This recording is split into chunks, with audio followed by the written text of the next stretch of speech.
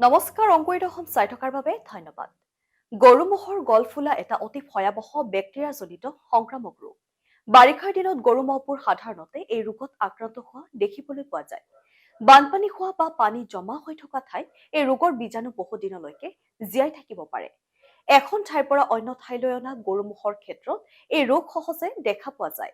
এই ৰোগৰ লক্ষণসমূহ হৈছে হঠাৎ কঁপি কঁপি তীব্ৰ জ্বৰ উঠা, চকু ৰঙা হৈ পৰা আৰু দানা পানী খাবলৈ এৰি দিয়া। ক্ষীৰতী গাইৰ গাখীৰৰ পৰিমাণ বহু পৰিমাণে কমি যায়। আক্ৰান্ত গৰুৰ ডিঙি আৰু গলধন ফুলি উঠে আৰু উশাহ নিশাহ লওঁতে কষ্ট পায়। জিভা শুকাই যায় আৰু বাহিৰলৈ ওলাই আহে। এই সময়ছোৱাত উপযুক্ত চিকিৎসা নাপালে আক্ৰান্ত গৰু 1 বা 2 দিনৰ ভিতৰতে মৃত্যুৰ মুখত পৰে। সেয়েহে ৰোগৰ প্ৰতিকাৰ কৰাটো অত্যন্ত গুৰুত্বপূৰ্ণ। বাৰিষাৰ পূৰ্বে সকলো জন্তুকে গল ফুলা বেমাৰৰ চিটা দিব লাগে। নিৰোগী গৰুজনীক আক্ৰান্ত গৰুৰ পৰা নিলগত ৰাখিব লাগে আৰু ঘাঁহ, দানা, পানী আদিও আক্ৰান্ত গৰুৰ পৰা নিলগত ৰাখিব লাগে।